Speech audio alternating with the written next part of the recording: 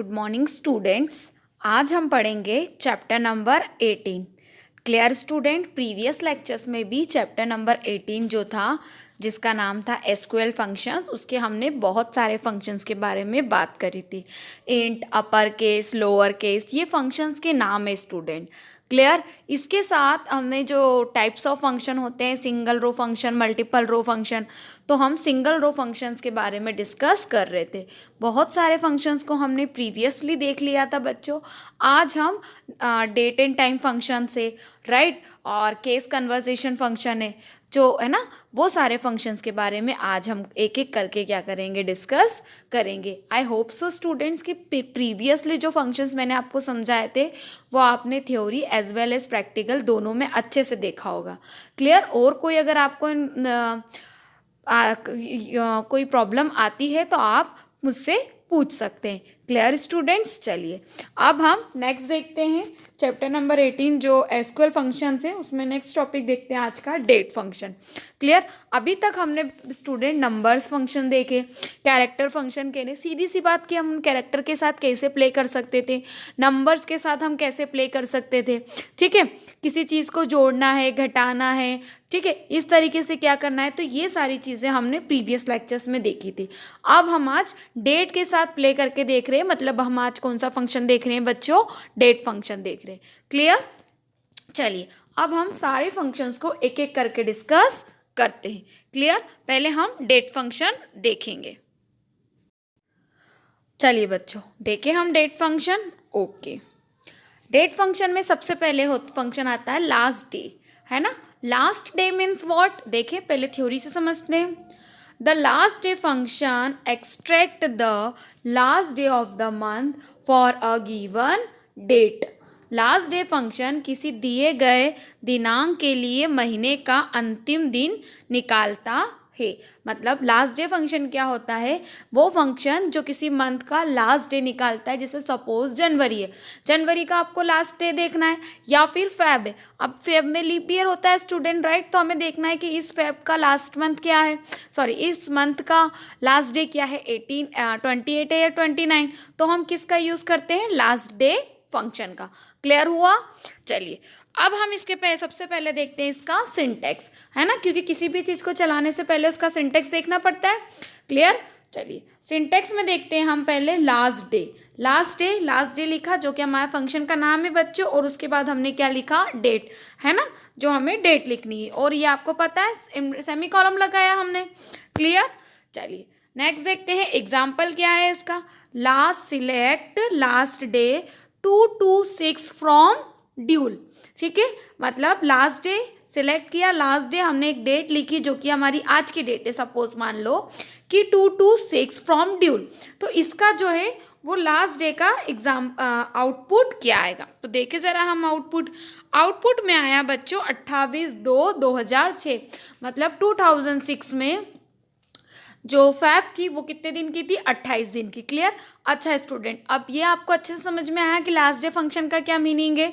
चलिए यहाँ मैं आपको एक चीज़ और बताना चाहती हूँ कि अगर आप MySQL चलाएंगे तो MySQL में, ओके क्लियर हुआ स्टूडेंट, मैं यहाँ आपको ये बता रही थी कि अगर आप MySQL में चलाओगे, मतलब ब्लैक स्क्रीन में चलाएंगे, तो ये कमांड DOB वाली command air it is run हो जाएगी।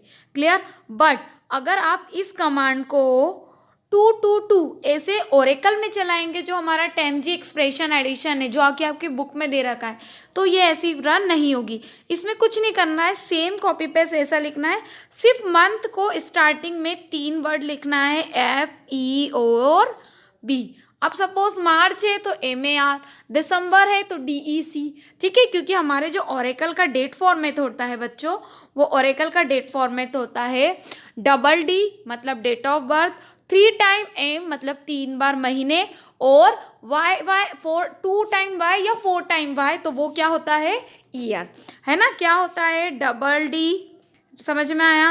अब कितनी बार M का बोल रही हूँ बच्चों में, याद आ रहा है आपको, 3 बार M। ठीक है, और उसके बाद कितनी बार Y, तो आप चाहें तो 2 बार लिख सकते हैं, और नहीं तो आप चाहें तो कितनी बार कर सकते हैं, 4 बार। क्लियर हो गया। ये हमारा डेट फॉर्मेट है। यहाँ आपको लास्ट डेट समझ में आया। चलिए अब हम नेक्स्ट देखते हैं, नेक्स्ट होता है months between. What is the meaning of month between? देखिए, it give the number of month between the two given dates. यह दी गई तारीखों के बीच महीनों की संख्या देता है।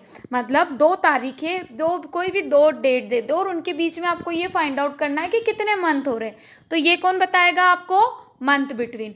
क्लियर हो रहा है? मतलब सपोज एक डेट होती है कि 5/5/26 से 5/5/2006 से 5/5/2019 कितने मंथ्स हो रहे, कितने डेट हो रही है, ठीक है। अपन काउंटिंग करते हैं ना स्टूडेंट, तो वो काउंटिंग हमारे यहाँ कौन करता है? मंथ्स बिटवीन, ठीक है।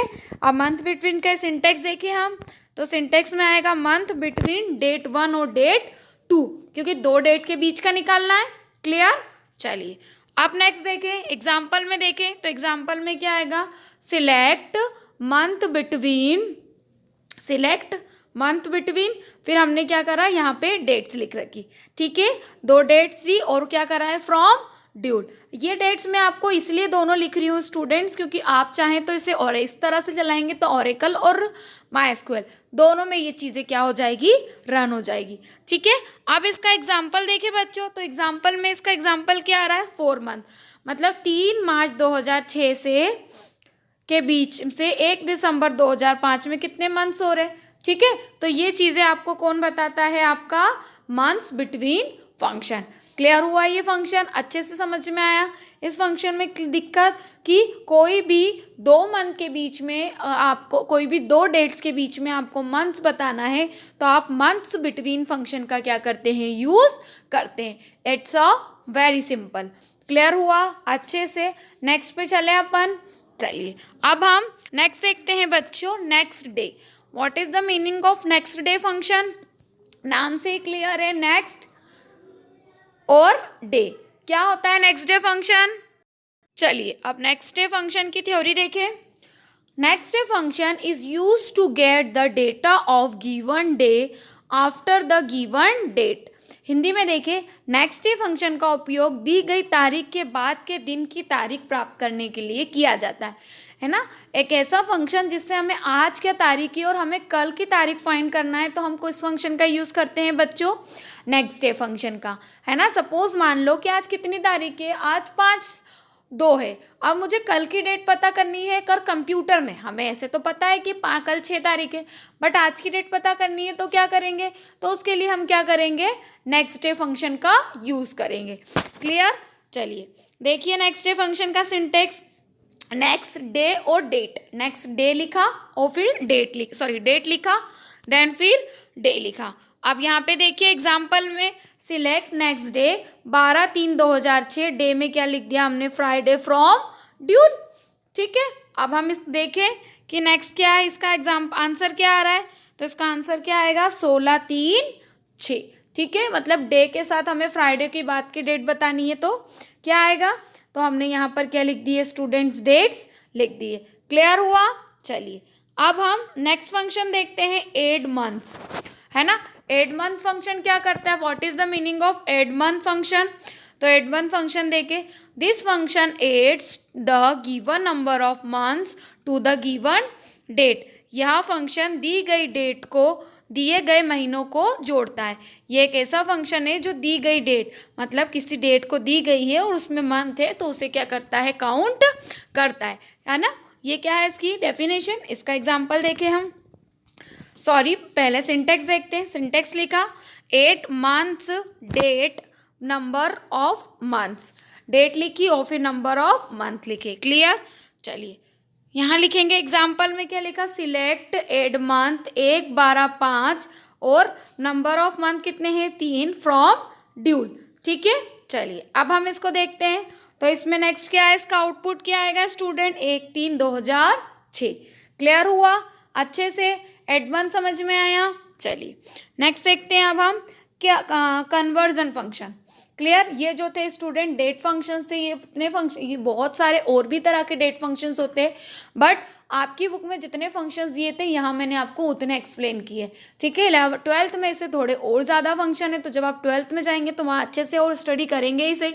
अब हम कन्वर्जन फंक्शन की बात करते हैं कि आपका जो नेक्स्ट टाइप का फंक्शन होता है उसको हम कन्वर्जन फंक्शन बोलते हैं। क्या होते हैं कन्वर्जन फंक्शन, कितने टाइप्स के होते हैं, यहाँ पर हम डिस्कस करते हैं। चलिए कन्वर्जन फंक्शन में देखते हैं। पहले कन्वर्जन फंक्शंस क्या होते हैं, डेफिनेशन देखें। This conversion function facility to convert one type of value in other type of character to numeric और numeric to character. Character value may be converted in numeric if is equivalent to number, character to date और date to character। इसी definition को हिंदी में देखते हैं, फिर explain करती हूँ बेटा। ये रूपांतरण फंक्शन दूसरे प्रकार में एक प्रकार के मूल्य को वर्ण के रूप में संख्यात्मक या संख्यात्मक के वर्ण में परिवर्तित करने की सुविधा देता है। वर्ण मान को संख्यात्मक में परिवर्तित किया जा सकता है यदि यह संख्या के बराबर है तो। कैरेक्टर में डेट या डेट से कैरेक्टर। सीधी सी बात है स्टूडेंट, कन्वर्जन फंक्शन नाम से क्लियर है कि ये कन्वर्ट करता है, राइट का ना। Facility to convert one type of value in other type of character और न्यूमेरिकल कैरेक्टर, मतलब एक तरह की वैल्यू कैरेक्टर वैल्यू को दूसरी तरह की कैरेक्टर वैल्यू में क्या करता है, ये कन्वर्ट करता है ना। If a numeric convert is, जैसे कैरेक्टर टू डेट या फिर डेट टू कैरेक्टर, मतलब एक कैरेक्टर को दूसरे कैरेक्टर्स में ये क्या करता है, कन्वर्ट करता है। क्लियर हुआ। चलिए अब हम इसमें आगे देखते हैं types of conversion function. Conversion function के कितने टाइप्स होते हैं। इम्प्लिसिट कन्वर्जन फंक्शन होता है, दूसरा टाइप होता है explicit conversion function. Conversion function के दो टाइप्स होते हैं। क्लियर। चलिए सबसे पहले इम्प्लिसिट कन्वर्जन फंक्शन देखते हैं। क्या बोलता है implicit conversion function, this is automatically done by system when the value are similar types of number to floating point।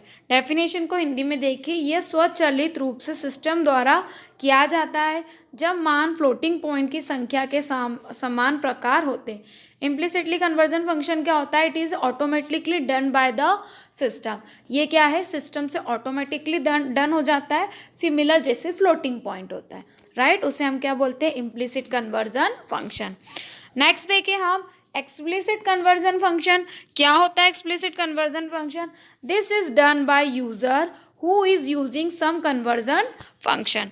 देखिए जरा, यह उपयोगकर्ता द्वारा किया जाता है जो कुछ रूपांतरण फंक्शन का उपयोग करते। This is done by user, जो यूजर होता है वही अपने फंक्शन को कन्वर्जन करने की फैसिलिटी प्रोवाइड करता है। क्लियर। चलिए अब हम नेक्स्ट देखते हैं टाइप ऑफ कन्वर्जन फंक्शन, है ना स्टूडेंट्स। अभी हमने दो तरह के देखे, इम्प्लिसिट और एक्सप्लिसिट। अब उसके अंदर की जो चीज़ें होती है और क्या फंक्शंस कौन कौन से यूज़ होते हैं एज अ ऑरेकल में, वो यहाँ पर हम देखते हैं। क्या होता है to character conversion function. To character conversion function में देखिए सबसे पहले to character convert a number and data to a string. To character एक संख्या और दिनांक को एक स्ट्रिंग में परिवर्तित करता है। मतलब ये एक ऐसा फंक्शन है जो किसी नंबर को किसी डेट में क्या करता है, स्टूडेंट कन्वर्ट करता है। उसे हम कौन सा फंक्शन बोलते हैं बच्चों, तो उसे हम बोलते हैं to character conversation function. Clear. चलिए अब हम यहाँ पे देखते हैं, इसका एग्जाम्पल देख लेते हैं अब एक कन्वर्जन फंक्शन का, है ना। तो क्या है टू कैरेक्टर कन्वर्जन फंक्शन का एग्जाम्पल, तो देखें यहाँ पे select to character SYS date DDTH months year from dual. Clear हो गया। चलिए अब हम ये क्या होता है हमारा कैरेक्टर फंक्शन। देखिए हम जरा, तो इसका मीन्स ये है कि हमारी जो डेट्स थी वो देखिए कैसे आ गई सिस्टम की डेट, है ना, ट्यूसडे 3rd, है ना, Feb 1998। क्लियर हो गया अच्छे से। चलिए नेक्स्ट देखते हैं हम to date conversion function. To date converts a string representing a data to a date to a date. To date एक स्ट्रिंग एक तिथि का प्रतिनिधित्व करते हुए दिनांक को परिवर्तित करता है। इसका एग्जाम्पल देखें बच्चों, तो देखिए select star from book record, where एक बुक रिकॉर्ड नाम की टेबल है जिसमें एक रेड डेट फंक्शन है जिसमें कैरेक्टर क्या है, जुलाई 3, 2006। उसको क्या करा है, ऑर्डर बाय सीरियल नंबर। तो इस तरीके से किसी भी डेट्स के नंबर्स को हम क्या कर सकते हैं, चेंज कर सकते हैं। ठीक है स्टूडेंट्स। चलिए अब हम नेक्स्ट देखते हैं बच्चों हमारा 2 नंबर कन्वर्जन फंक्शन। क्या बोलता है ये? 2 number converts a string containing digit to a numerical data type. It expect 1 पर parameter which is column value और स्ट्रिंग लिटरल। 2 नंबर एक वर्ण स्ट्रिंग को एक संख्यात्मक डेटा प्रकार के अंकों में परिवर्तित करता है। यह एक पैरामीटर को स्वीकार करता है जो स्तंभ मान या स्ट्रिंग है। ठीक है, ये 2 नंबर फंक्शन क्या होता है बच्चों? तो 2 कैरेक्टर स्ट्रिंग फंक्शन क्या करता है? कन्वर्ट करता है डिजिट को न्यूमेरिकल डेटा टाइप्स में, है ना, परमानेंटली स्ट्रिंग लिटरेचर में। देखिए इसका एग्जाम्पल, जैसे लिखा select from book record where red date, है ना, टू डेट, ठीक है, जुलाई 33 मंडे, और ऑर्डर बाय सीरियल नंबर। ठीक है, ये आपका टेबल बनाएंगे तो उसके साथ ये एग्जाम्पल रन होता है। क्लियर? चलिए अब हम नेक्स्ट देखते हैं decode function. What is the meaning of decode function? Decode function allow us to add procedural if then else logic to the query. Decode compare the expression to each search value one by one. If expression is equal to search, then the corresponding result is returned by the Oracle database. If a match is not found, then default is returned. If default is omitted, then Oracle returns null. इसी definition को अपन हिंदी में बोले, decode function हमें query में प्रयात्मक if अनर्थ तर्क जोड़ने की अनुमति देता है। डिकोड प्रत्येक खोज मूल्य की अभिव्यक्ति की तुलना एक एक करके करता है। यह अभिव्यक्ति एक खोज के बराबर है जो संबंधित परिणाम ओरेकल डेटाबेस द्वारा वापस किया जाता है। यदि कोई मेल नहीं मिलता तो डिफ़ॉल्ट रूप से वापस आ जाता है। यदि डिफ़ॉल्टर को छोड़ दिया जाता है तो ओरेकल रिक्त हो जाता है। स्टूडेंट डेफिनेशन थोड़ी टफ है, मैं इजी वे में समझाऊँ तो डिकोड फंक्शन क्या करता है, ये एक ऐसी प्रोसीजर है if then else is a logical queries की जो कंपेयर करता है, सर्च करते हैं आपका डेटाबेस को वन बाय वन, जिसे हम क्या बोलते हैं बच्चों? डिकोड फंक्शन कहते हैं। क्लियर? चलिए नेक्स्ट इसका सिंटेक्स देखें, जैसे डिकोड, एक्सप्रेशन, सर्च, रिजल्ट, फिर search result, default and option. ठीक, इसी को हम एक एग्जांपल के थ्रू देखें तो सिलेक्ट एक बैंक नेम या मैं डेटाबेस का नाम है, डिकोड फंक्शन लगाया, है ना, इसकी आईडी ली, ICI बैंक के गेटवे, जितनी अपन को चीज़ें डालनी थी, और फ्रॉम क्या कर दिया? बैंक के रिकॉर्ड से यूज़। क्लियर? तो ये था क्या था बच्चों आपका डिकोड फंक्शन। क्लियर? आई होप सो बच्चों कि आज के लेक्चर्स में हमने जो डेट फंक्शन, डिकोड फंक्शन और कन्वर्जन फंक्शन पढ़े वो आपको अच्छे से क्लियर होंगे।